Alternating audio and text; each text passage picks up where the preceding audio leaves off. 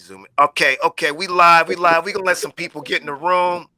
Um, yo, C Talk, we back here again. We here to to talk about some stuff. But first, before we get started, we want y'all to share this video, like it, but also tag some people. So we gonna get in the comments real quick, and we gonna start tagging some people right now. But we're gonna talk about a serious thing that we don't always take, seriously in our community, and that's drug use and whatnot. And I dedicate this episode to the brother Michael K. Williams. We all know him as Omar from The Wire, and many other movies. You know what I'm saying? Brother passed away. You know what I'm saying, from heroin overdose. And I know a lot of families, they want to be private when someone passes away, and they don't want to just announce and broadcast what they died of for the privacy of the family. But when they do announce it, especially with something like this, I do appreciate it. I really do, because we really need to be aware that, and we're going to get into this, like, drug use is not something to be romanticized, man, for real. Like, we get the candy coated, cinematic, theatrical, audio performances where people be talking about they on lean and, they doing this, that, and the third. But, Rick Ross be rapping a lot about lean, and Lil Wayne too. And in their defense, they do talk about their health issues because of their drug addictions. Like, Rick Ross will tell you in a couple of his songs, at least one, that, he had a seizure. And Lil Wayne's then had a couple seizures, and other people then written about his seizures. Like Karen Steffens, aka Superhead, talked about when she was hanging out with him, like she damn near had to save this man's life because he was on so many damn drugs. That's all he does, is do drugs, do music, do drugs, do music. So we romanticize drug use, but then what we do is we turn around and we flip it and we demonize the drug users. You know how we do. We call them clucks, we call them crackheads. You know what I'm saying? We talk stuff about that uncle that does drugs, but then we quick to give him a 6-pack so he can, fix your alternator in the front yard. You know what I'm saying? And we know he's on drugs or she's on drugs. You know what I'm saying? So let's tag some people real quick. C Talk. I got my esteemed panel, Trisha, you know what I'm saying? The scientist, the doctor. We got, Tank Top Bob, the lawyer extraordinary, also will bench press 500 pounds if you give it to him. And, we got Magnetic, you know what I'm saying? That's the God. And then we got Precious, you know what I'm saying? Out of Texas, man, always, coming with the real. And every now and again, she will bring out that whiteboard. And on a serious note, like, why do we do that? Why do you think that we romanticize drug use, but then, and then we, we demonize, the drug user? I think it has a lot to do. I think it has a lot to do with we romanticize it to hide behind the pain of why we're using it. I really think that's really what that is. And while it's like we know it's bad and we know we shouldn't use it, but some of us partake in drug use to hide whatever pain or whatever we're going through, or sometimes we use it as an escape. So in order for us to cope with the matters of doing that, we will romanticize it, or we use humor behind it. Kind of like the movie, like what we see in our movies or in our music. They use that to romanticize using drugs to hide whatever pain or whatever stress they're going through. So I think in my personal opinion, I think that plays a lot in it. I'm not sure about everybody else. What you think, Bobby? I think the romanticization also allows for collective use without any sense of guilt or shame. So I think that if enough of us agree that this is necessary activity, then therefore it is necessary, and then the judgment can't come, because then the people who make the judgment are the wrong people and not the people who are using the substance to escape. So I think a lot of what we see in music and media is an attempt to normalize, as people use that verb in today's language, of make this a part of the culture, make this normal, make this an acceptable behavior that nobody can say anything negative about. And I think it's reached that status. But by the same token, it hasn't gotten so far that we're okay culturally with someone dying because of the use. We are very comfortable with people using, though, for escapism and for pleasure. So as long as you don't kill yourself, it's a good use and nobody can say anything. But if you do kill yourself, then you took it too far, and that seems to be our meter or our standard. I feel like it ain't even got to get to the point where people got to kill themselves. All they got to do is be on the drug and steal something from you. Oh, yeah, that's true. And then that becomes a problem. Mm-hmm. Yeah. You know what I mean? It's like it ain't a problem until you start stealing from me or you start wilding out, you know, or become involved in some kind of domestic violence situations. We see that, you know, a lot. And we also see people actually having long-term, irreplaceable mental and emotional disorders because of their drug use. That's a fact. Like a lot of our people in our community be like, oh, I'm ADHD, I'm bipolar, you know, what's the other one we use? I'm depressed, I'm you know, I got a personality disorder. Nah, man, you know, you used too much cocaine in the 80s. And it messed up with your brain. It messed up your brain.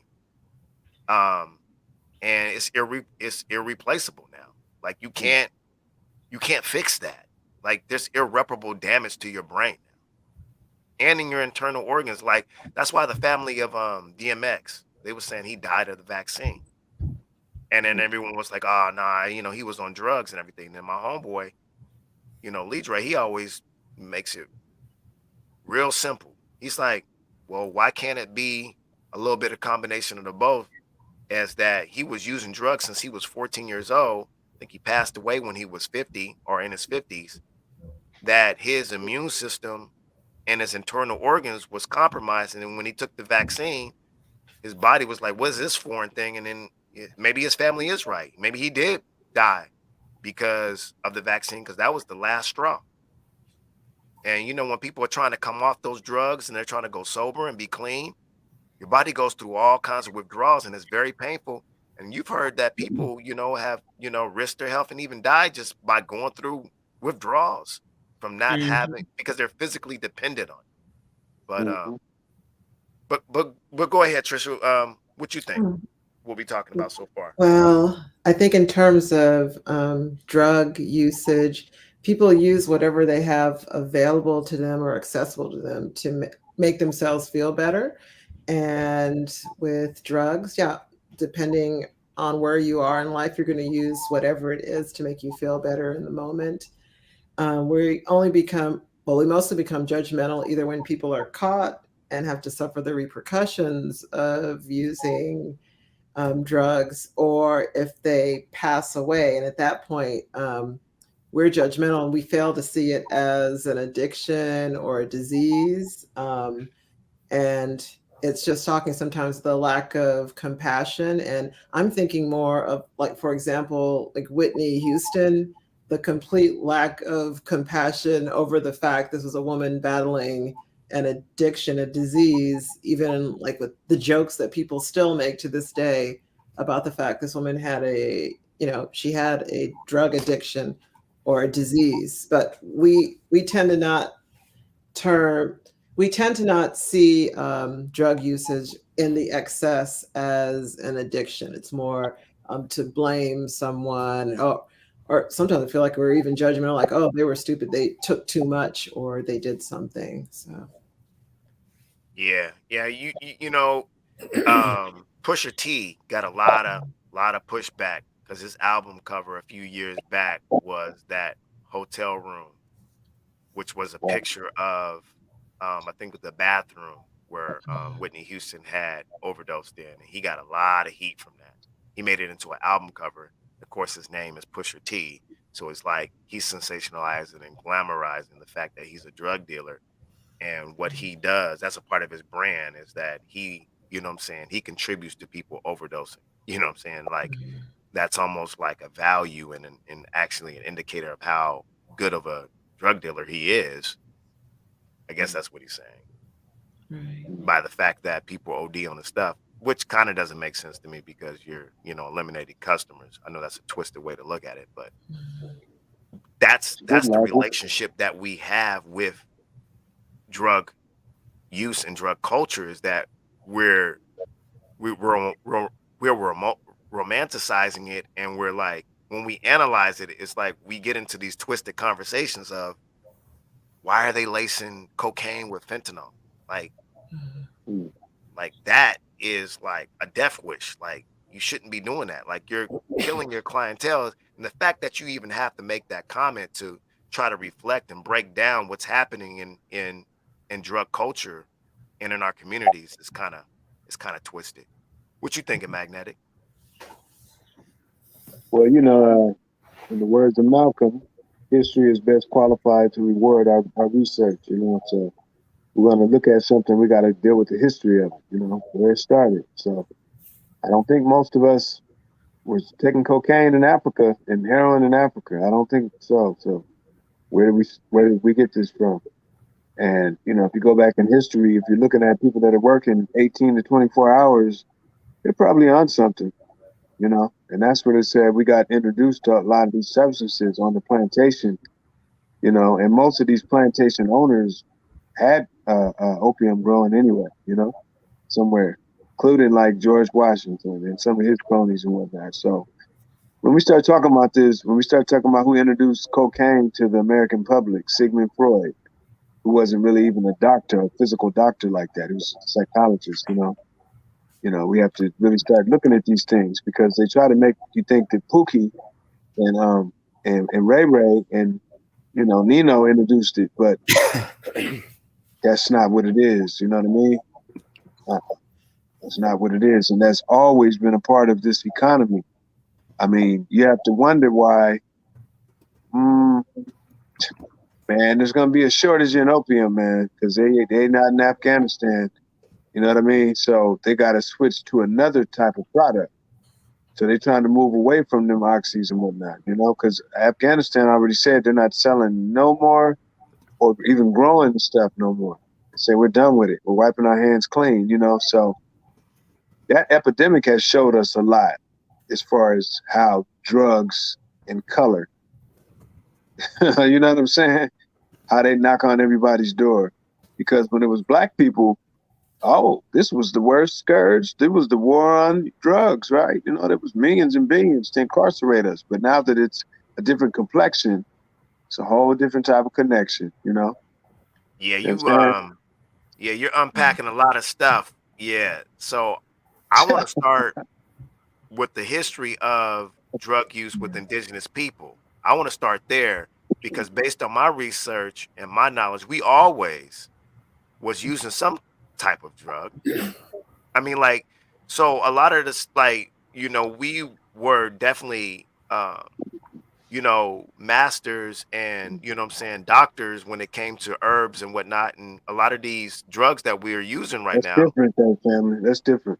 I know. That's what I want to talk about. I want to talk about the difference because we knew about cocaine.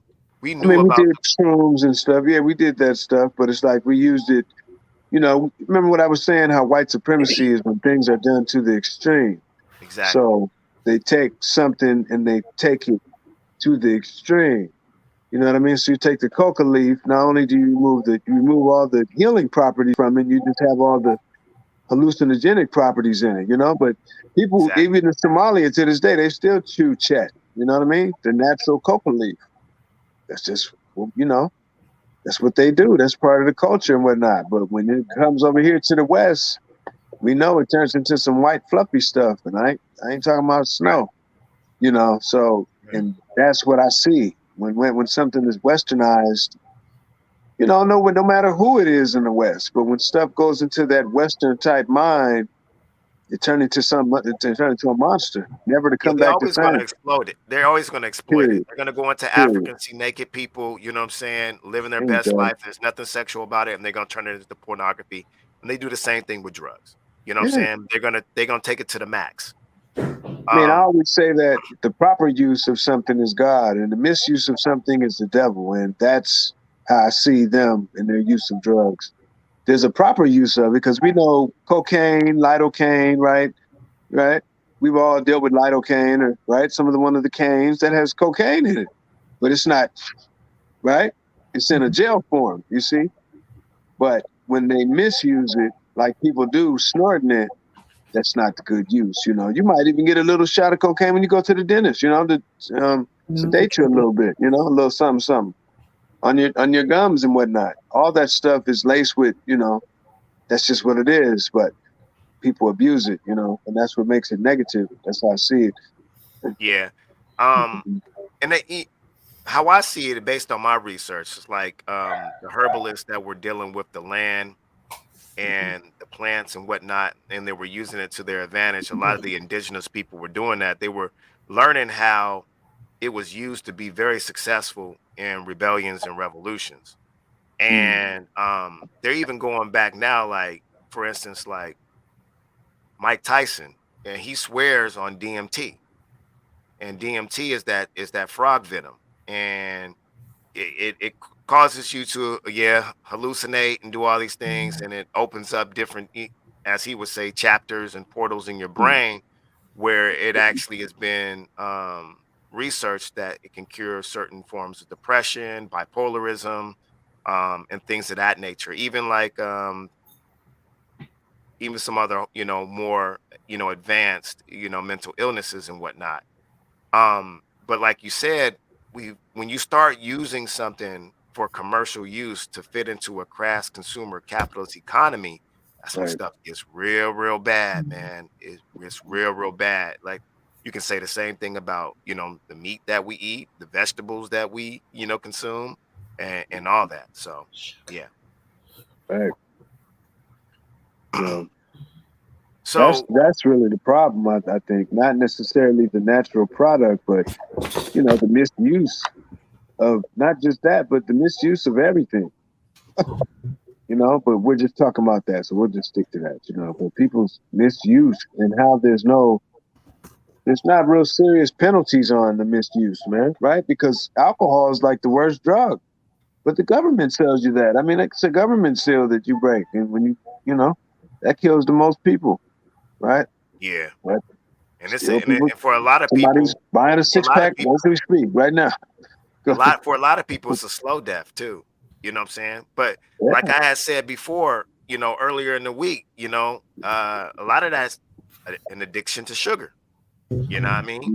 you Mm-hmm. know our bodies having that predisposed, addictions and, inclination that, to um to register on those pleasure receptors in our brain, that dopamine, you know, and a lot of that stuff has, has a relationship, what I'm saying, direct and indirect with sugar, you know what I mean? And we know how to, we know how the sugar game worked and how it worked with chattel slavery and rum, how they would have us over here doing the sugar cane, making molasses. They take the molasses, ferment it to make rum, take it over to Africa, trade the rum, get them drunk, get the chiefs and whatnot drunk, and trade Yep. it for more Africans. And then Hey, you just create the triangle all over again. Now we got some more cargo and a more workload to make more molasses, to make more rum that we trade for more slaves. So this is embedded in our culture and our society, not, of American crass consumer capitalist society. Now, one thing I will say before we move forward is I like to draw a balance, but there comes a point where we can get so deep in the weeds of the historical precedents and the historical documentation, and just, nerd out on that, that we don't really, really get down to of how do we actually support people in our community? What drug addiction? You can know the history all day long and how it works, how sugar's a part of it, how the cocoa plant's a part of it, how marijuana, how they take and they flip, and how, alcohol's not good for you. But knowing the history of all that and be able to, pontificate on it is not going to stop or really necessarily help you when you got someone or yourself is addicted to drugs.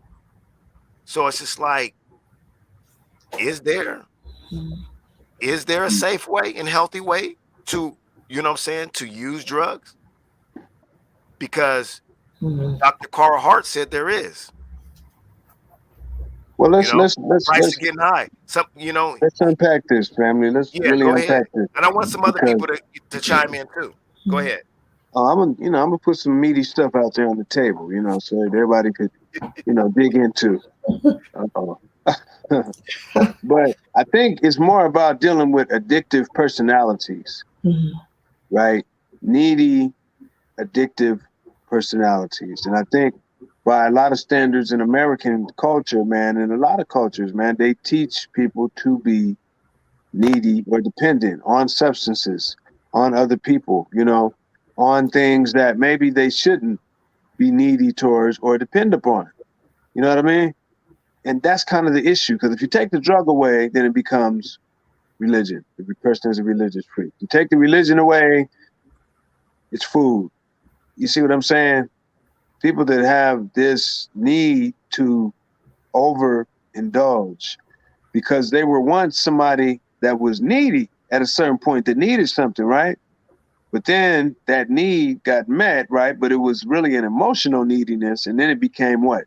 Greediness, to where they're overdoing it and overindulging.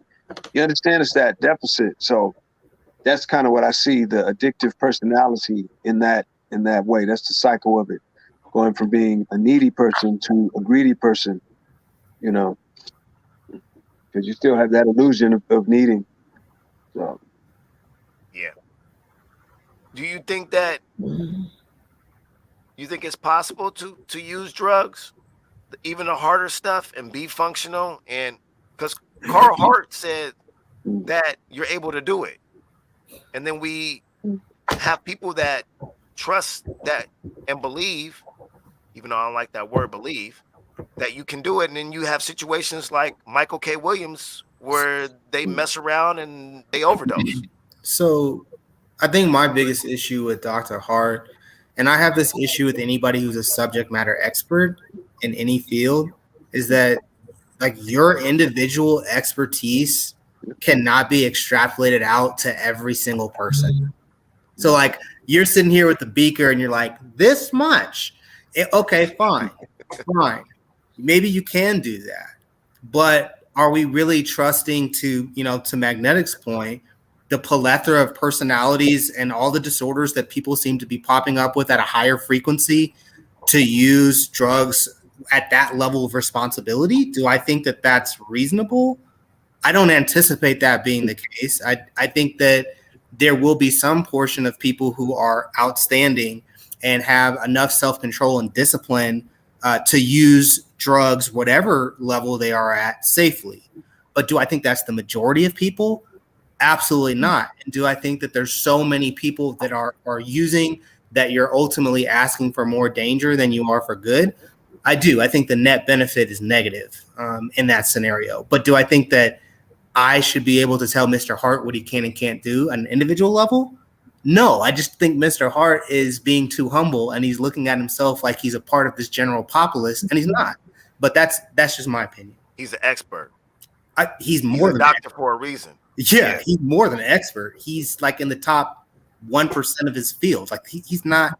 That's not just a normal Joe out there. So that's my issue with it. So ideally, I'm gonna push back a little bit. So ideally, are you saying, Bobby, that an ideal healthy community includes no drug use? No, I didn't say that at all. Okay. I'm just making. I'm saying that an ideal community is one where each person knows their amount of tolerance and they only go to that amount. But I'm saying that knowing your tolerance is a skill that not everybody has, and that him knowing that about himself means nothing for the rest of the population at all. I agree. Shots fired. What you thinking, Trish and Impression? What y'all thinking about this? I don't think it's about the actual usage so much as it's about addressing the underlying reasons why people would need the escapism. So I don't really think that's what's pivotal. Because also, although I respect him as an expert, He doesn't discuss which would be different for everyone, the long-term physiological impacts of continuing to use drugs, as well as when you start using them, because I believe that you should not use any of them, until your brain has finished developing, which would unfortunately be like 25, but I know most people are trying before 25. But I think doctors or esteemed scientists such as himself should advocate that people can use these things after 25, but before 25, because we don't know the long-term physiological impacts, that you should not. Now I've followed him, you know, a little bit more than average. I have his first book. I read his first book. I haven't read his second book, and then I've listened to his stuff on the Breakfast Club and other things. He does talk about the form that you actually use the drug, and he was like, you don't, and he does go into that. I will say he is responsible in that he's saying you don't always have to shoot up heroin. You can take heroin different ways, which again, like for a person who's not into drugs, who's never smoked weed, that just sounds so hilarious to me. You know what I'm saying? But I'm a scholar and I'm able to nerd out, so I do understand. I just don't agree with it. For me, heroin in any form, even if you could tell me that there's 5 products in my, you know what I'm saying, kitchen right now that have heroin in it, I'm still not going to be able to blast this like, okay, yeah, I'm, you know, as long as I don't take it in needle form or intravenously, I'm good. I'm never going to process it like that. You know, even my relationship with marijuana, it's like, never smoked weed, but I had it edible. No, not my thing. Nope. Nope. I don't want to feel this an hour later and it sneaks up on me and steals on me. You know what I'm saying? In the middle of the night, I'm good. I don't like the feeling of indica or sativa. It's more for y'all when y'all go to, you know, your dispensary. It's more for y'all to consume. You know what I'm saying? It's true. But I wanted to get into something a little bit more sensitive, and that's my next prompt is like, how do we support people in our community with drug addiction, specifically in our household? Because especially in the Black community, now, you know, a lot of the elders, they don't play that. They don't, man, you get caught with weed, you could have your stuff waiting for you outside when you come home. And it's like, a lot of times we turn our back on people with drug addictions and we put them out and they become homeless. A lot of people who are homeless, it all started with a drug addiction. And so, like, how do we, you know, and I want to hear from some people who haven't really spoke a lot, but like, and I'm not trying to, you know, tell people to dive deep into their private, you know, lives where you might know a story from someone else's household. I mean, we all know the story, you know, based on those stories, you know, like, how do you support people in our community with drug addiction? Let me comment on that one, because I have one to me experiences with that I want to admit. And when it comes to stuff like that, they have to realize if they even have an addiction. And that's why I wanted to add to Bobby and Trisha's point. If that person not even aware that they have an addiction, it's going to be very hard to try to help them or get the treatment that they need to weed themselves off it. No pun intended. Because once they're on that sort of plane, it's hard to get them down. So, honestly, in personal experience, you kind of have to, this don't sound real cruel, you kind of have to let them go through that phase on their own. And hopefully they'll make the decision to want to come out of it. Right. I'll agree. Because that addiction is definitely an illness and it is a disease. They can't help it. Once they get hooked, it's hard for them to get off of it. Right. And it's a disease that impacts you.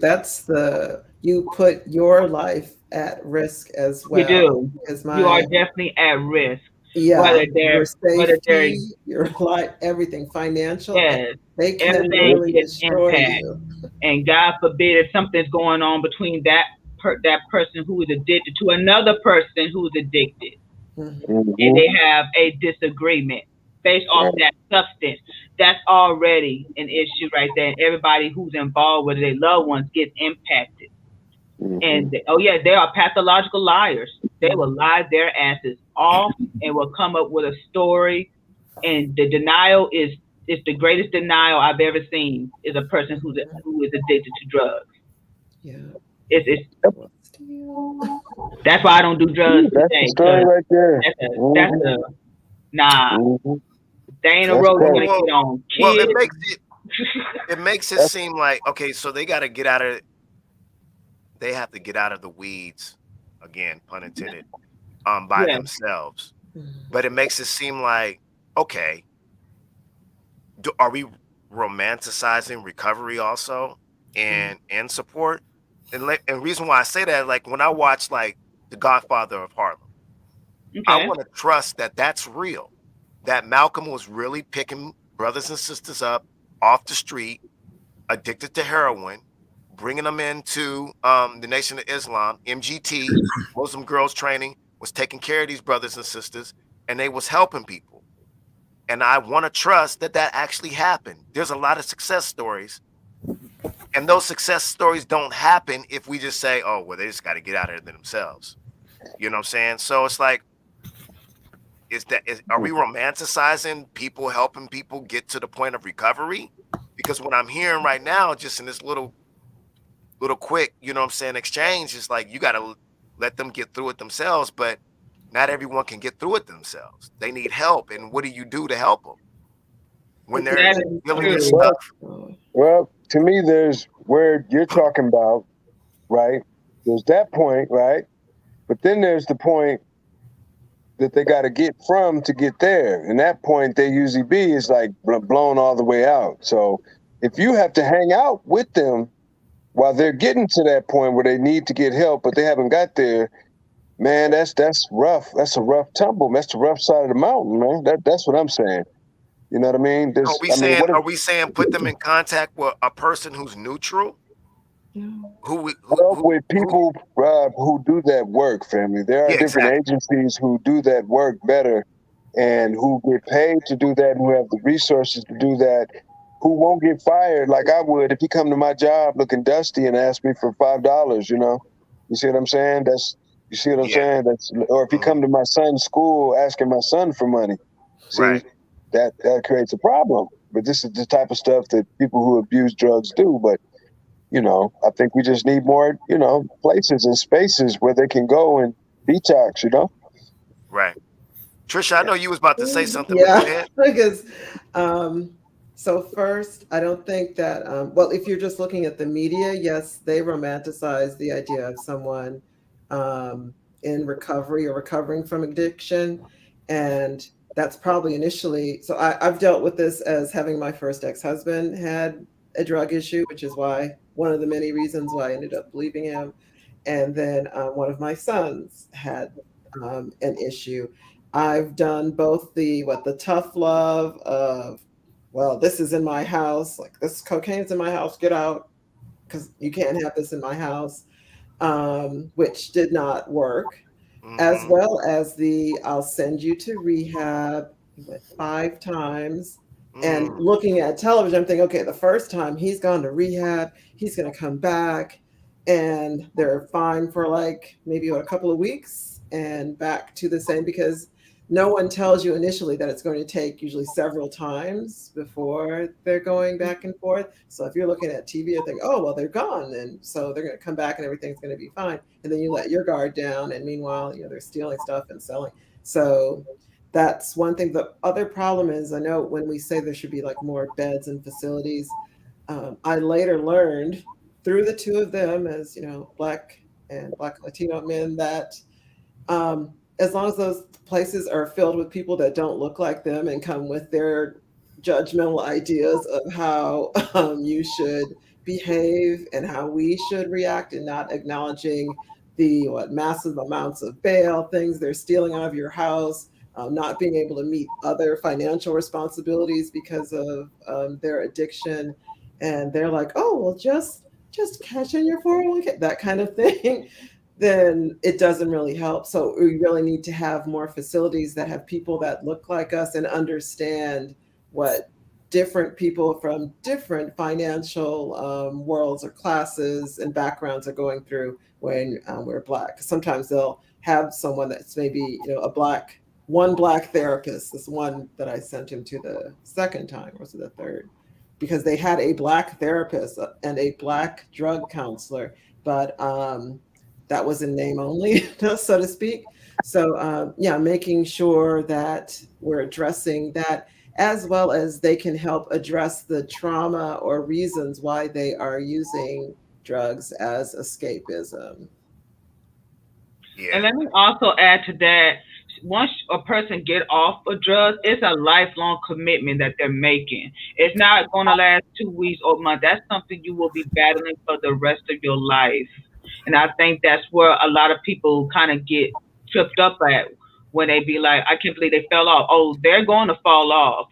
Because not all the time going to take that first mistake. It's going to take millions of times before hopefully nothing happens to them, for them to truly have to stay committed to staying off the drug. No, it's way more complex than that. Yeah. Right.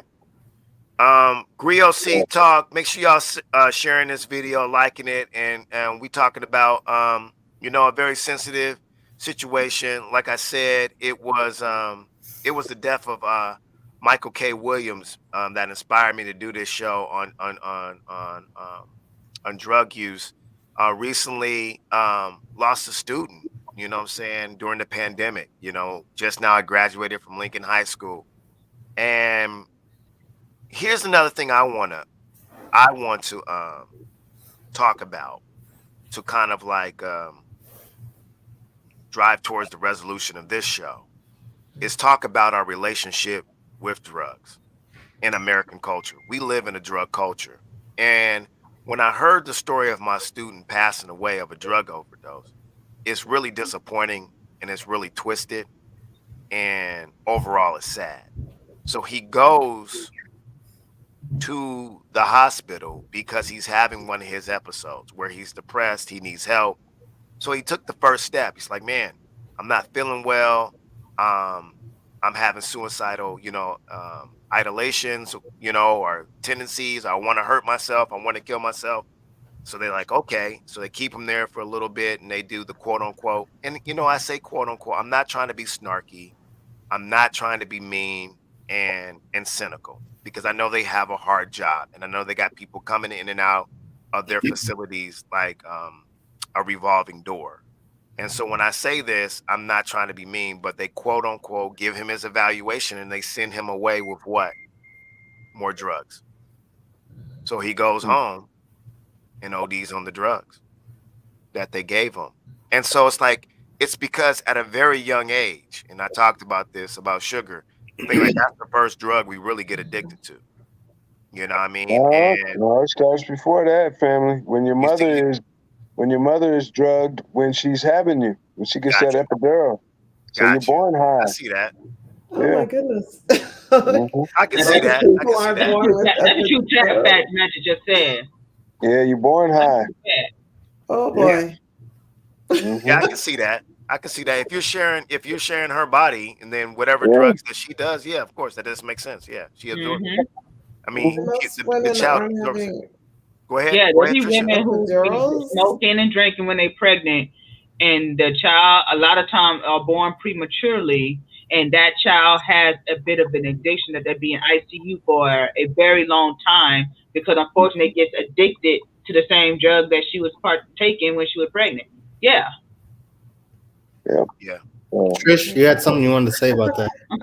I would love to know. Well, as a scientist and a person who has delivered several children out of my own body, I don't know what the statistics are in epidurals, but well, maybe that's bigger in America. I know I've had a child in the U.S. and another in the Netherlands, or two in the Netherlands, and I never had an epidural. But I think most children are born without epidurals, or mothers without using substances. So I don't know if we can empirically say that that's the You'd be surprised. You'd be surprised. There's quite a bit that are born and they want mom wants to get sedated, you know, and actually it makes the delivery more difficult because then the natural central nervous system is not functioning like it should be, and then they're usually laying on their back, so there's no gravity. So you know what I mean? So the hospital's getting more money by the hour. Ka-ching, right?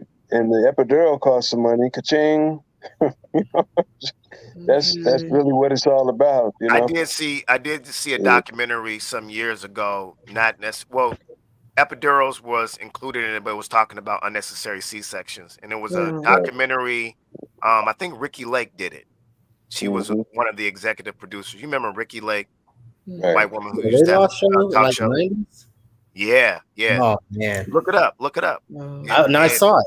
Yeah. Well, I'm just uncomfortable blaming this first on women, but okay. And for the record, my son that did have the drug issue was born without any medication at all, no epidural, all natural births, all of them. But I will say, going back to sugar, I remember when he was a little kid and he came to the States and the first pixie stick that he had, and how he behaved. I'm sorry, years later, when I knew that he had snorted coke, it was like a flashback of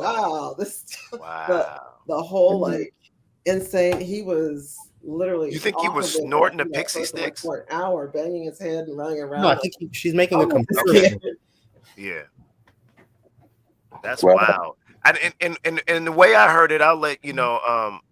Magnetic, you know what I'm saying, clarify his comment. I just think that we trust the medical institutions and the practitioners with our bodies, and they don't always have our best interest. We can read the book, you know what I'm saying, medical apartheid all day, and it can definitely fortify what I just now said.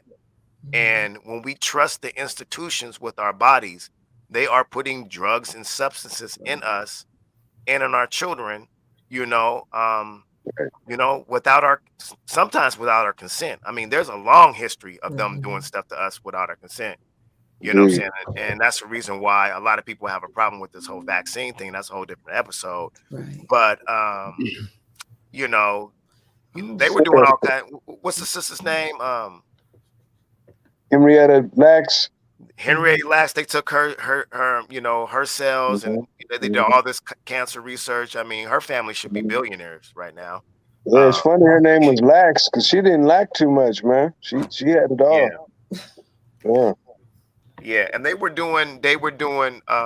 having women, black women specifically. Well, we already know how your boy Marion Sims, the father of gynecology, got down, but they were doing things where black women would come in there for normal procedures to get whatever done, and they were getting hysterectomies.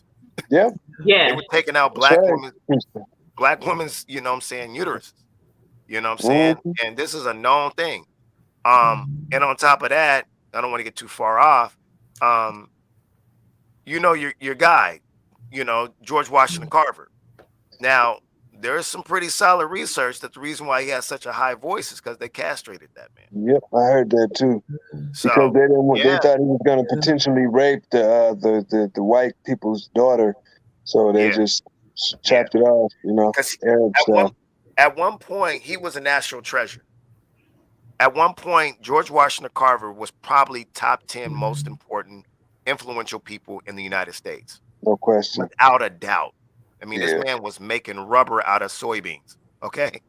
Well, the Department of Agriculture invited him to the White House because they had burnt down so much stuff during the Civil War, and they needed a remedy to heal the soil. So that's why he came up with the peanut, because it's a restorative plant. So he was the dude, man. He could have told the president, "Look, man, I need a Learjet," and might have happened. He was the dude. He could do some stuff that other people couldn't do. They asked him, they said, "Well, man, who taught you all this?" He said, "God taught me." So, what I'm saying? There's no university that creates these types of people, the God University, right? So I just wanted to try to bring back a little bit. Bring it back. the original topic. I would just say like my perspective of how you help people is oftentimes skewed by what I do professionally. But I would just say that the burden of responsibility for help, I think, is the largest question. Is it fair to families to say, because you brought this person into the world, that you have to also be victimized by this person perpetually?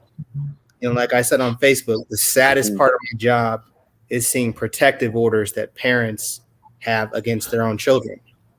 Yeah. And almost every time that protective order is issued against their own child, it's because their child is suffering from an addiction.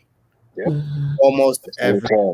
That's real tough. And these parents are terrified of their child killing them. They're showing up to their house at 2 a.m., banging on the door. One guy went into the house. He knew there was a firearm. He went into the kitchen, got the gun, pointed it at his mother and his younger sibling and said, "Give me money and food." Period. Now, you can talk about, well, the underlying cause is that he was hungry and that he's on drugs. But at the end of the day, my thing is, whose responsibility is that to fix? Because, you know, you didn't really make a judgment, but there was a little bit of a value placed on people saying sometimes you have to let that person walk away. And then you said, well, then how do they get fixed?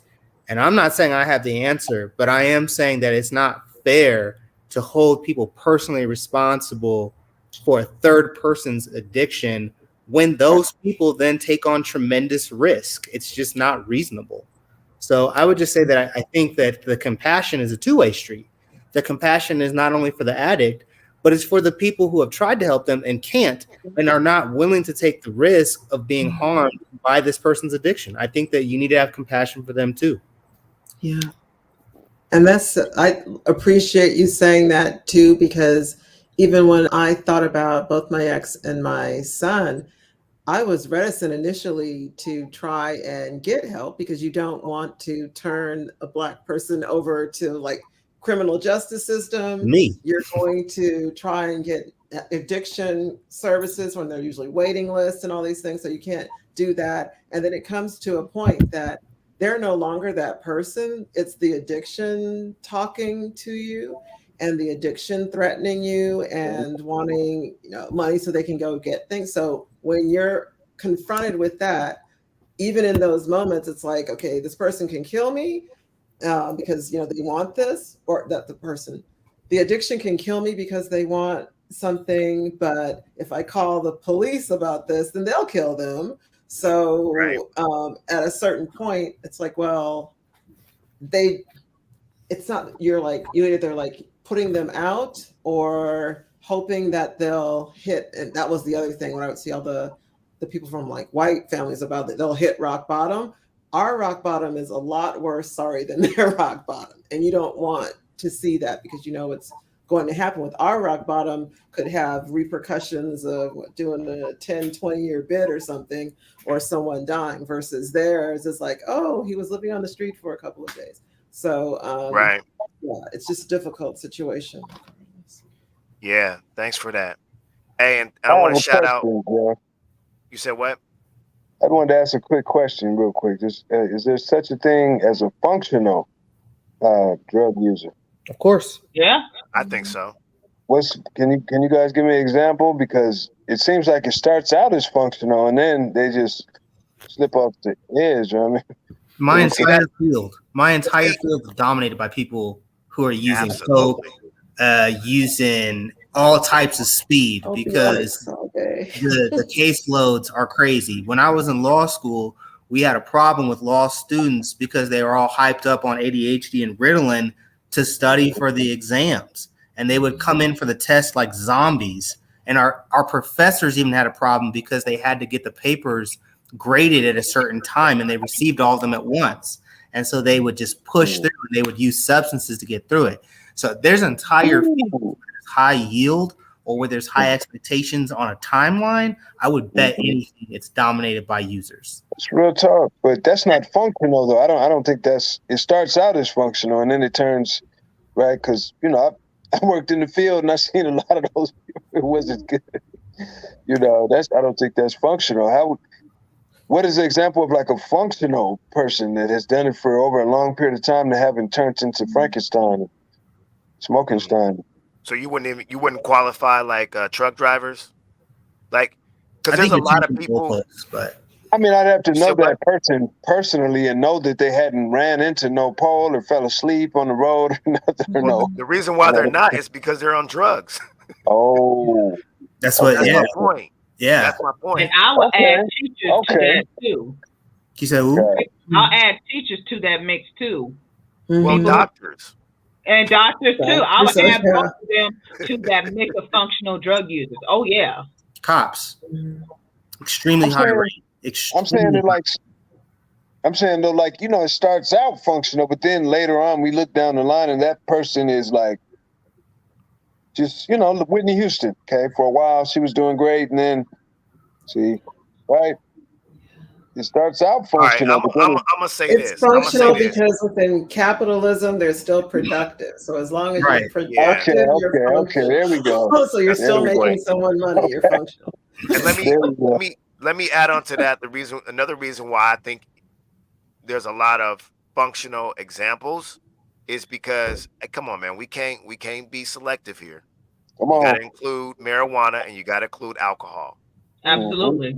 You got it. You got to. There's a Oh, lot yeah. of functional people who abuse marijuana and alcohol. A lot. A Mhm. lot. I mean, like Precious says, I'm in the education field. There is nothing unordinary about a person being a weekend alcoholic.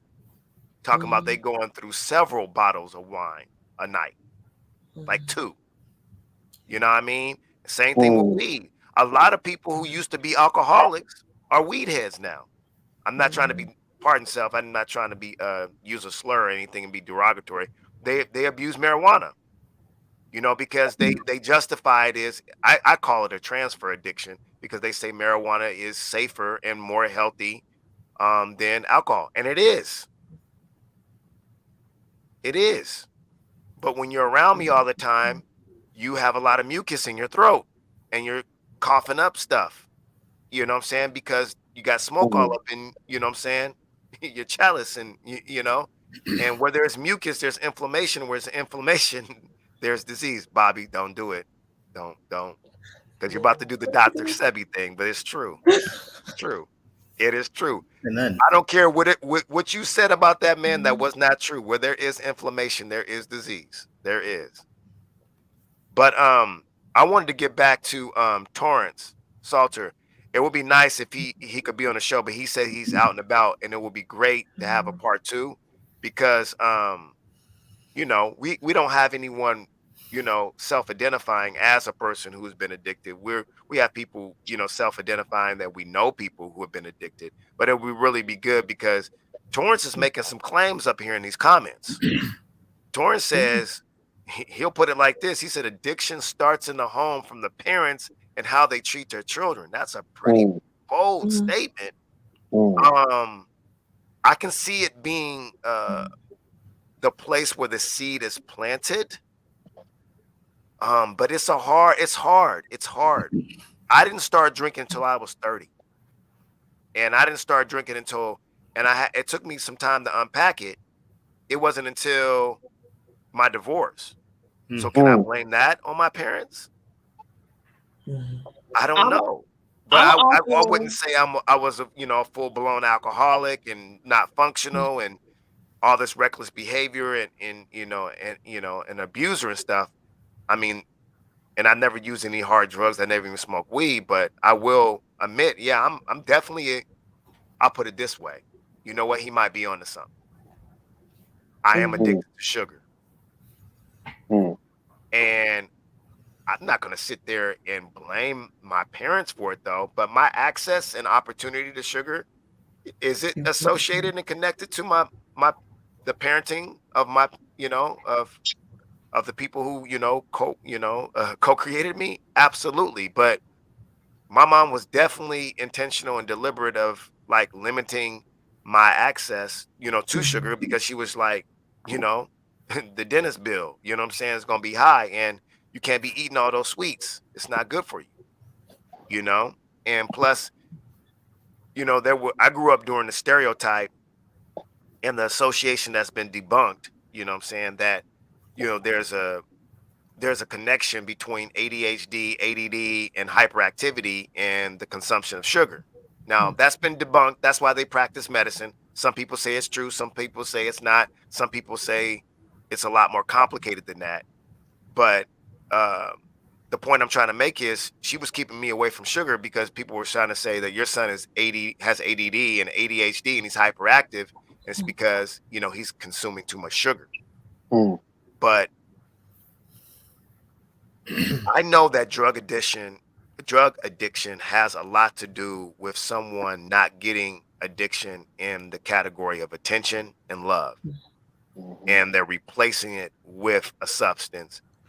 But that's highly, highly simplifying the relationship between drugs, alcohol, and loved ones. Like, that's simplifying it a lot, I think someone mentioned in this episode about how people just have addictive personalities just to begin with. You know what I mean? That's what I was saying, family.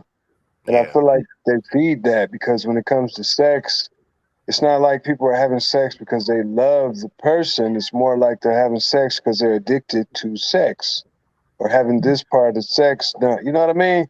So it's like everything. It's not like they eat the food because they really enjoy it. They're just addicted to, see what I'm saying? Feeling. So there's, right, the feeling, the little rush they get. So if it's not this, it's that, So I don't know. That's just what I see.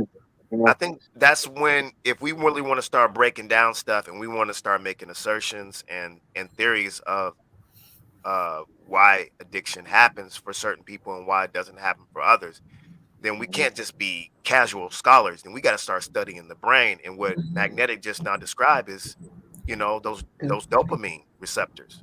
Like, that's how they get the term dope from dopamine receptors. Like, things that cause us pleasure and excitement, we're gonna seek it. Like, that's a human endeavor. Even stuff that scares us, if it can release dopamine, I'm all for it. Oh, that roller coaster, oh, that looks scary as hell. Oh, I can't wait to get on it. Even risky behavior like sex, you might not even like the act. You just like the climax of the act. There you might not even like the person. The person. Just like the pleasure. You just like the right. And that's America. You just described America, man. America's one big hit of dopamine. They just want to see the boxer get one. That's right. That's why they salty about Afghanistan. Oh no more. Anyway, but I don't know. I just feel like the rush, man. That people are into the adrenaline and serotonin rush, man. Because so a lot of these things they're dealing with, right, is selective serotonin reuptake inhibitors, SSRIs. Okay, so they block. That's why they're downers, because they block your ability for your serotonin to come back and re-energize you. Okay, so because they do that by producing a false serotonin. Okay, so then your body stops producing serotonin because it doesn't think it has to produce serotonin, and you go into depression. So there's a lot of real serious, crazy side effects to these substances, man. That they don't. If you don't know how to read the pharmacokinetics, you don't know what they're talking about, man. You have no idea. The words ain't even in the dictionary, So, yeah, man, people would do well, man, to take a small class just on just those substances, man, because you'd be amazed, man, at what it could do to you, man. Like I was looking at, we were doing a study on people who took Adderall. Y'all probably know about this. A lot of students take Adderall. It's like the white people's crack. It's a synthetic. It's like Ritalin. Adderall, Ritalin. There you go. Use that for ADHD and ADD. Yeah. Yes, but students also take it to stay awake and for cognitive, to greater cognitive ability, and you can memorize stuff and your mind can stay awake for longer. But afterwards, there would be, they would be in like major depression. I mean, for months, just like hella depressed, and they were studying why. So, but they didn't say, they kind of knew this stuff, okay, because they had another version of it, but they redid it and came out with Adderall. See, so they be knowing this stuff, but you can't find those studies. You can only find the studies they let get out. So, it's a lot of mad scientists out here too, family. It's not just people, making the wrong mistake and taking the wrong drug. No, a lot of people get on oxys or on heroin because they were on oxys, trying to heal from an injury. You know what I mean? So there's a lot of different ways, man, these substances get slid in on us, man. I don't think people are just born wanting to be a dope fiend, family. I don't think that's how it goes. And I think there's triggers, you know what I mean? And my mom, when we have drug addiction in our family history, she was totally insulted when they were like, gave me the diagnosis that I have ADD and ADHD, and here, take this Ritalin and call us in the morning. She was like, "You're not giving my son that." No. Because that don't make no sense. You know, how you gonna start putting people in prison for using heroin, for using cocaine? Right. And then you're gonna give him a drug that's like a couple molecules away, you know what I'm saying, and can have potentially the same impact on his, on his body and his mind, and how he acts as those same drugs that are illegal that you put people in prison. She felt insulted. She's like, "Oh no." And the random thing about that is that a psychologist kind of recommends that, but they're not physiologists, doctors. Right. So that is like kind of not right. You know what I mean? That doesn't. Well, see, oranges and apples. you're not doing a lot of casual reading right here. Okay, so what you're doing is you're breaking stuff down, which is true. I mean, and here's another thing that cripples our community is like, to be educated like everybody on this panel is a privilege. Like, to know what you know, Magnetic, that's a privilege. To know the difference between a psychologist who basically deals with behavioral, and cognitive therapy, and a psychiatrist. Not everyone knows the difference. A psychiatrist actually has the right to write prescriptions and use drugs a part of the therapy. A psychologist doesn't. Right.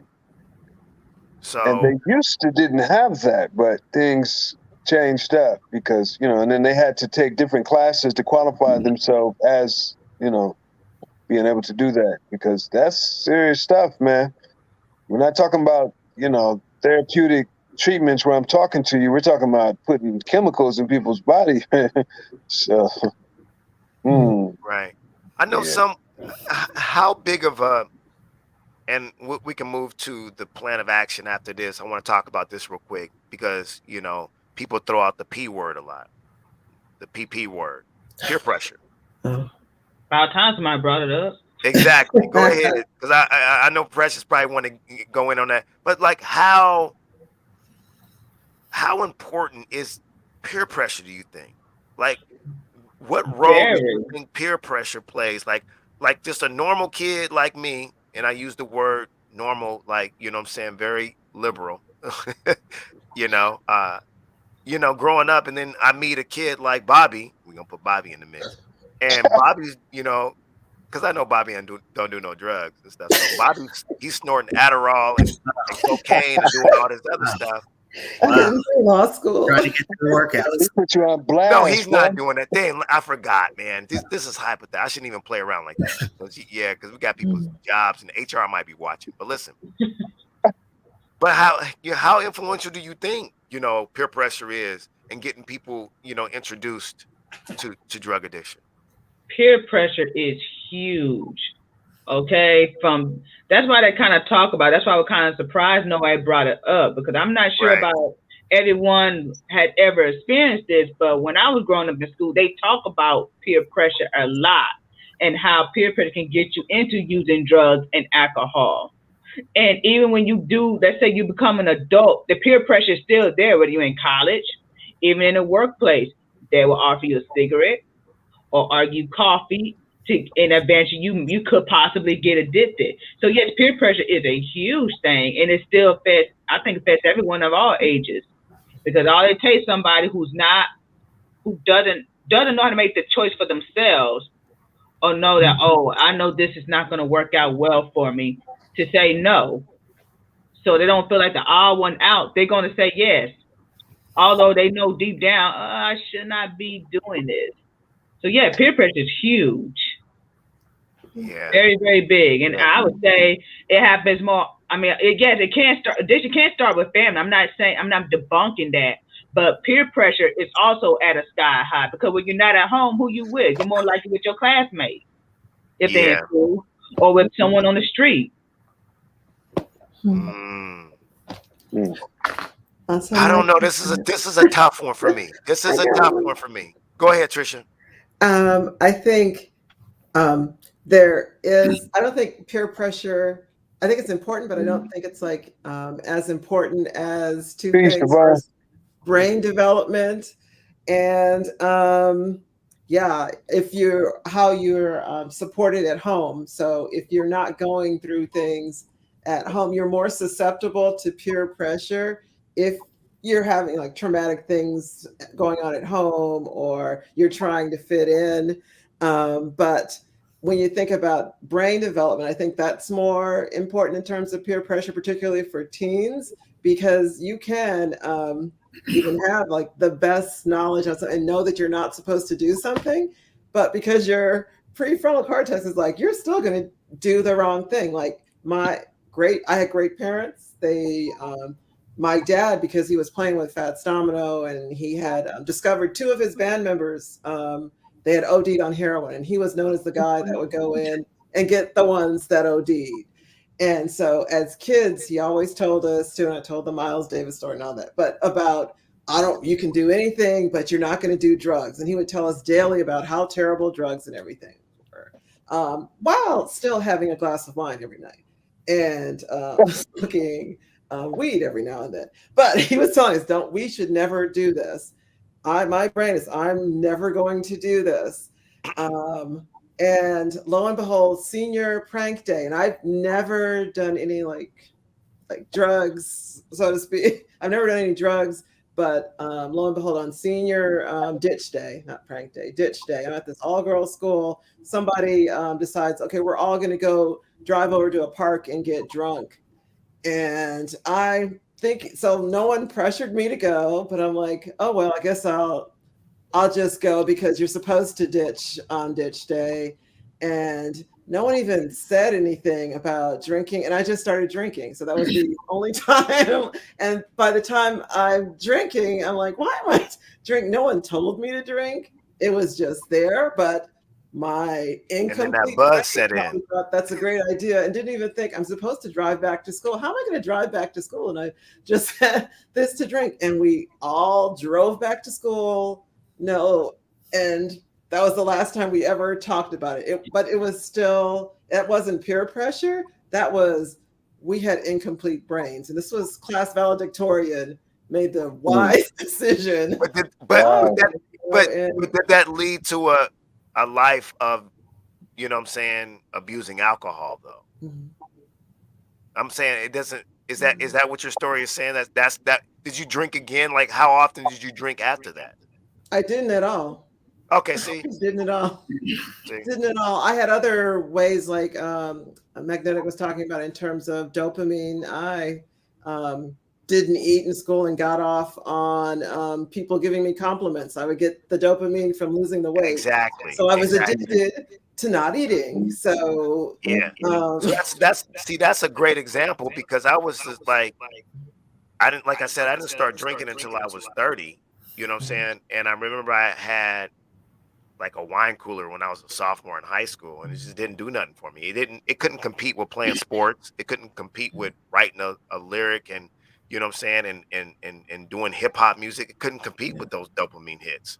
You know what I'm saying? So I think it just depends. I think, and I tell people this a lot, and I think that people just take it for granted. Like, a lot of things have to come together for someone to be addicted to something. It's like for something to like just to happen. That's like, well, I'd be tripping off like when people be like, I don't want to see this on TV because it'll be like a lot of things gotta fall into place for kids to look at something on TV and be like, oh, I think I want to get a gun and shoot up my school.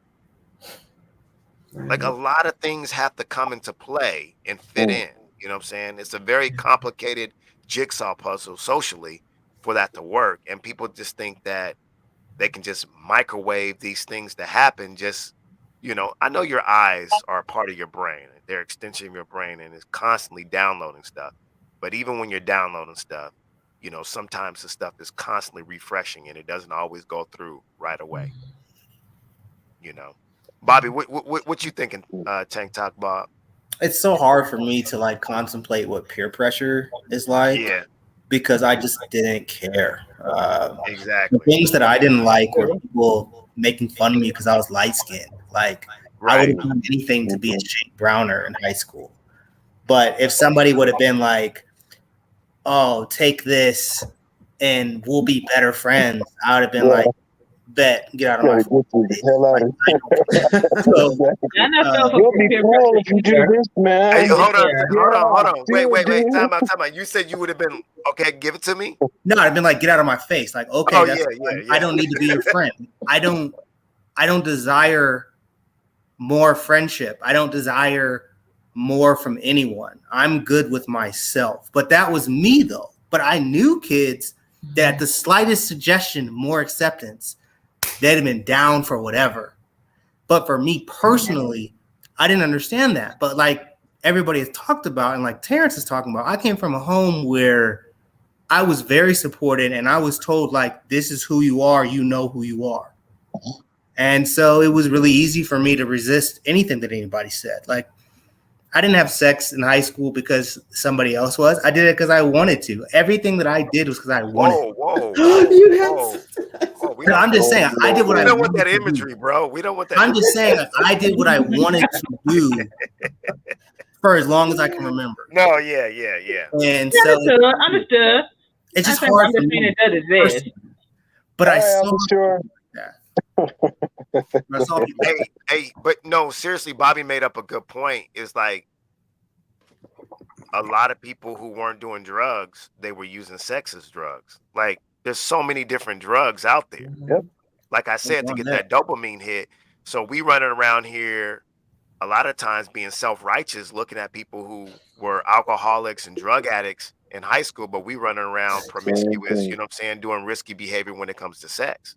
Because we're looking for the same destination.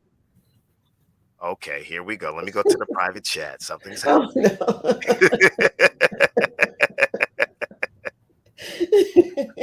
Oh, man. Y'all gotta stop, man. Y'all gotta stop.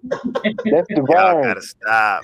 That's divine. You said this society advocate insanity through the media and to be like Mike and a follower. And if there is confusion between the man and woman with delusions. Well, yeah. It's real talk. They do. Yeah, I just think like we said before, like they can tell you to be like Mike all you want, but I guarantee you, kid can watch Space Jams and highlights of Michael Jordan all day, but a lot of things got to fall into place if you give him that basketball for him to go out there on that court and score 40. Okay, a lot of stuff got to fall into place. You know what I'm saying? It's not just going to be automatic watching highlights and Space Jam that you're going to go out and play like Michael Jordan. You know what I'm saying? And the same thing, you know, with all the research with like video games and whatnot. You know, they tried to make the connection and the correlation between kids who play like first person shooters and people who are violent and want to actually use guns. I find that bullshit, but that's just me. Yeah, it didn't add up. The research, a lot of research says it just doesn't add up. And the same thing can be for drug use too. Like you know, Torrance was saying, like things just gotta fall into place. You know what I'm saying? I want to get to some more of these comments real quick before we tap out of here. Yeah. I just hate how people have tapped out on personal accountability. Like your brother said, hey, I didn't do it because I didn't want to. Sometimes people just are society rejects, derelicts, And weirdos, because they just want to be. They're antisocial and they use drugs as an excuse to be more antisocial, crazy, and, on a kind of a plan B type of life. You know what I mean? I know a lot of people like that, and that's how they want to live their life, as derelicts, dirtbirds, and, society rejects. And that's their path they have chosen, Say, nigga, what, if I want to do it like that, nigga, just let me. Okay, I'm gonna let you do it like that. I'm gonna let you do it. I know a few of them, man. I ain't gonna name names. It's a shame game, but I know. And if the court tell them we're gonna lock you up until they say, man, I'm gonna get out and still keep doing the same thing. So Unfortunately, you there's think some there's a people. percentage of people who use drugs so they can have an excuse and justify their antisocial behavior? I That's what you're really saying. do. I really do. Because a lot of people who I see that look like they're like crazy, they're not necessarily crazy. They're just hella antisocial. You understand what I'm saying? Because when the car come running across the street, they stop. See, so they ain't that. You feel me? They just antisocial. Just Yeah. saying. And when they run to the cliff, they stop. They don't go off the cliff. So, see, that's a little different. You know what I think also, Magnetic, and everybody, you know what I think a lot of us are casual investigators and scholars in the Black community, and we thought that punishment, like whoopings and stuff like that, it was going to solve all our problems. And then we got older and we found out that, hey, oh boy got Asperger's. Oh boy is on the spectrum. He's bipolar. He's ADD. You know what I'm saying? He's got multiple personality disorder. You know what I'm saying? Having to be a Black person living in America where you have to constantly code switch. And we thinking that a whooping or go get a switch is going to solve someone being on the spectrum, or someone dealing with severe trauma that comes from getting a whooping all the time and not getting enough love and affection. And see, we be thinking that stuff is just like cliche and just corny, but too many times people go to drugs because we're not using love and affection as the main drug. I know that sounds very Disney. I get it. That's, I get it. But I bear witness to that. I think there's a lot of drug use. Those seeds are planted when you're young and your relationship with your parents. One of my sessions, I want to go to the plan of action. One of my sessions that when I was doing therapy, my therapist told me when I was trying to get advice for my children, and I was like going through a time where I was like feeling like I was losing not control, but just like management and attention from my children. And the therapist was like, whatever you think that they're getting from someone else, they want it from you first. Whatever they're getting from someone else, they want it from you. And so that was his roundabout way saying, hey man, don't be jealous. Don't be hating. Whatever they're doing, you go do it with your children. You know what I mean? And, that got me right. And, and so, I'm pretty confident that my children don't have any drug addictions right now. You know what I'm saying? That's really going to, they all my children drink alcohol. You know what I'm saying? Maybe that's a conversation that, we need to have. The point I'm trying to make is I think that the love that you share with your children is not necessarily to prevent them from having problems, but it's the love that you have for your children is to mitigate when they do have problems. You understand what I'm saying? And I think a lot of us forget that. Like you got to love in the beginning so your children will always have something to remind them of what to go back to because they're going to lose their way. They're going to lose their smell. They're going to lose their way. But are you giving them something that they think and they know that's really worthy to go back to? Or they just just gonna sit here with this bottle of Hennessy. Like a brother told me, One time on my inbox, he had been following me a while on Facebook. He said I could have went to the liquor store and bought a bottle of Hennessy, but I decided to DM you instead. That's how your children got to be. Your children got to be like, instead of me going and getting this, I know that my parents or my family or my network or my circle has something, that's better than this for me. And unfortunately, too many of our people don't have nothing to go back to that's better than what they're actually doing that's not so healthy for them. So Well, that my being brother, said, go ahead. speaking of addictions, sir, I need to go make me a fish sandwich. You know, I'm sitting here, my stomach is rumbling and grumbling and getting humbling. First. Okay, since you got to go, why don't you start it off based on our conversation today? What you think the plan of action is as we move forward when we talk about drug addiction in the in the community? Mm. Well, I'm gonna talk about it just a little bit differently, y'all. I would say a lot of times it's mineral deficiencies, things that we are deficient in, maybe that we didn't get when we were young.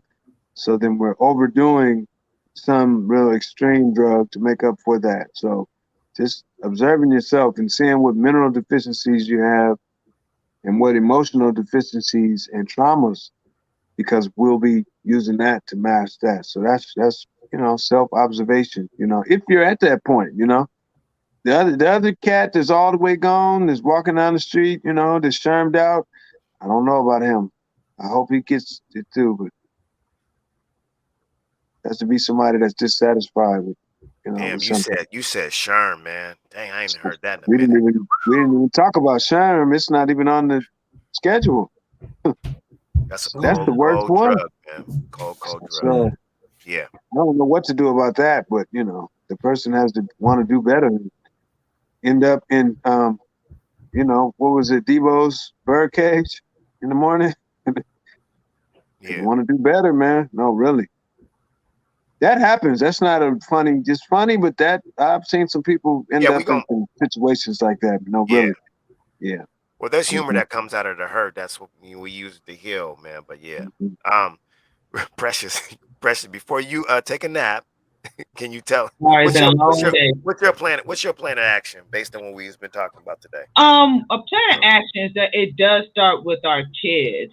And I think I'm not sure of the parenting of nowadays, but I think we also need to distinguish with our children the difference between fantasy and reality. Despite the fact media tend to romanticize or have humor when it comes to drug use or any type of addiction, us parents need to also teach children this is TB. You have to understand drug addiction, alcohol addiction, or any type of is a serious illness in the disease. That's one thing I would say you may want to teach your kids early in life. At least what done to me is early in life. That was something you want to partake in. And for those who currently are addicts or whatever, I don't think they shouldn't be shamed. If anything, you should just have sympathy for them. Because for whatever reason they own drugs for a reason, whether it's trauma or something that it turned something. It was, again, they may have been functional, and unfortunately they slid off the slope. So that's really all I have to say about that. In terms of how to heal or treat them, that's, to me, I still don't have an answer how you can treat somebody. That's unfortunately that still have to start with themselves. Because like Bobby said, if we try to get ourselves involved, try to treat them, we could actually be victims or be in harm's way of doing so. So while I want to support them, sometimes you do have to love them from afar. Yeah. And then loving them from afar, man, that might be the start of actually losing them. That's the scary thing about it. Yeah, that's the real scary part about it. I mean, be there for them, but I think it's also that case you don't want to be an enabler either. Yeah. So it's a battle. Yeah, because that's a very, very expensive process. Yes, Even if you wanted to help them, send them into rehab. Yeah. What you think, Trisha? What's the plan of action on your end? Like Precious, I agree in terms of teaching your children, but also remember that children, what you say, they also listen and observe. So it's one thing to tell them things, but if you're sitting and laughing and mocking other people because they're addicts, they'll still internalize that. So regardless of what you're saying, your actions speak a lot more. And if they're having an addiction issue, you don't want them to internalize that they're automatically a bad person, because then the resiliency from when they do come back from it, you've permanently damaged your relationship. So I'll even say that from my lesson that I've learned. Also, yeah, because of probably doing things like that, I'll say right here, I do have a relationship. I have two sons. I have a relationship with one, and the one that I do not have a relationship with is the one that was going through things. I have heard that he's fine or he's better now, but yeah, because of how the interaction with court system and everything else, yeah, the relationship severed. But also, another course of action is to ensure that you're addressing your traumas, as well as preparing yourself for when you're in, like if you're going into the entertainment industry or something, preparing yourself for the reality of what that's going to be like, because there at certain levels, you will be introduced to cocaine and other things that will be available to you for free at the beginning. But yeah, to prepare people for that type of peer pressure.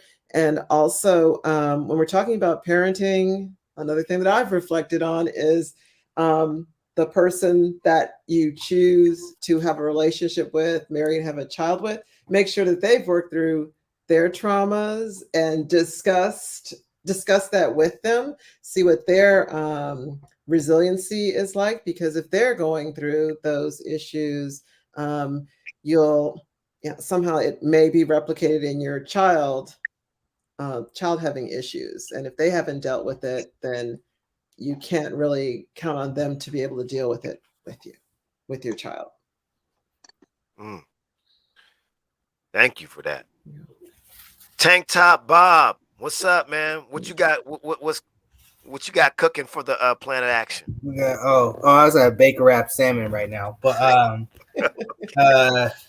I think, for me, I always take it back home. I don't have an answer for how you help people who are already in the process. I think the best plan is to try to avoid it if possible, which is probably a very cliche answer. But like you said, ultimately, we talked about dopamine hits. I always worry about children who don't have a passion for anything at all. I worry about children who have no hobbies. I worry about children who don't feel or who feel alienated by all the systems that we place children in.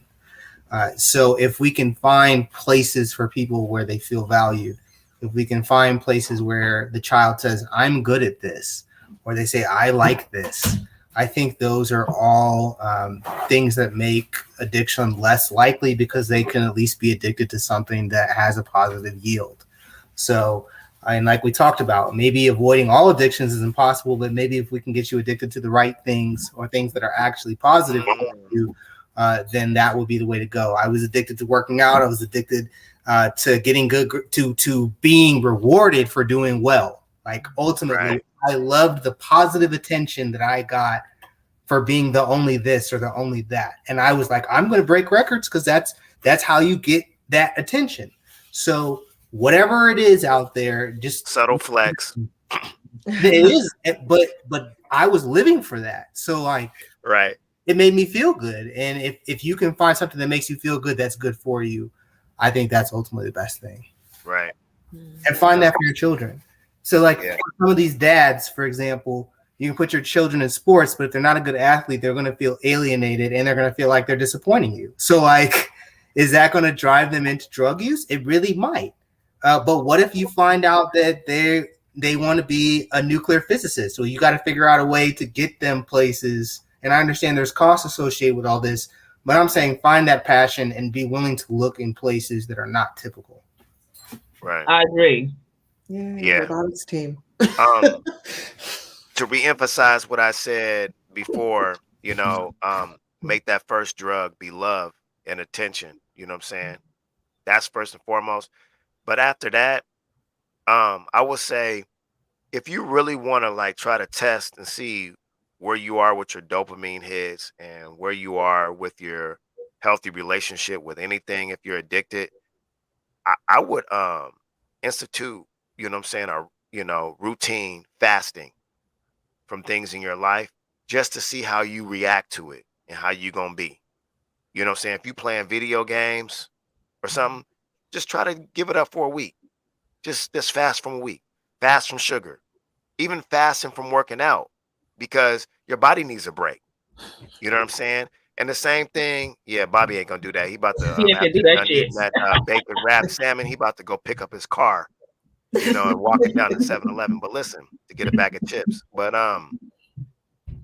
even with like drug and alcohol, you know what I'm saying? It's like I know it's easier said than done, man. If you find yourself drinking alcohol every weekend, why don't you take like 4 weekends off? Take a month off Mhm. and just see how you feel, how you think, how you're getting along with other people, how you resting, how productive are you?